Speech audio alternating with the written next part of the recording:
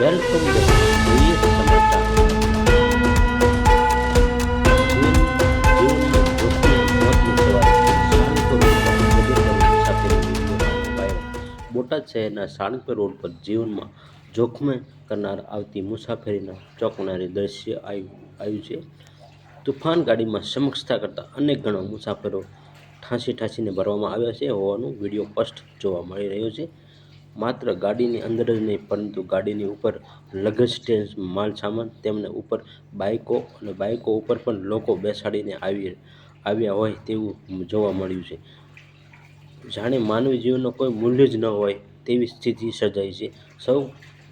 સૌથી મોટો પ્રશ્ન છે કે સમગ્ર બોટાદ જિલ્લામાં સીસીટીવી કેમેરા સજ્જ હોવા છતાં આવા જીવલેણ દ્રશ્ય તંત્રોની નજરમાં કેવી રીતે દૂર રહ્યા છે? શું સીસીટીવી કેમેરા માત્ર પરંતુ પૂરતા જ છે?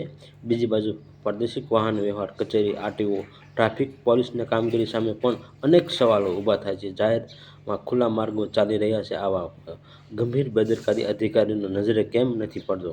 અગાઉ પણ જિલ્લામાં ખેત મજૂરને જોખમી રીતે ભરેલા વાહનના અકસ્માત અનેક નિર્દોષ લોકોનો જીવ ગુમાવ્યો છે. તેમ છતાં હજુ પણ આવી જોખમી મુસાફરી અટકાવવા માટે અસર કેમ કરવામાં આવતી નથી ચર્ચાનો વિષય બની રહ્યો છે. જો આવનારા સમયમાં આવી દુર્ઘટનાઓ સર્જાશે તેની જવાબદારી કોણ લેશે? આ સવાલ હાલમાં લોકોમાં ચર્ચાનો વિષય બન્યો છે. હાલ વીડિયો સામે આવ્યા બાદ આરટીઓ વિભાગ, ટ્રાફિક પોલીસ કામગીરી પર ગંભીર સવાલો ઊભા થાય છે અને હવે જોવાનું રહેશે તંત્ર મામલે ક્યારે જાગશે અને ક્યારે કડક કાર્યવાહી કરશે. રિપોર્ટર અશ્વિન મકવાણા, બોટાદ.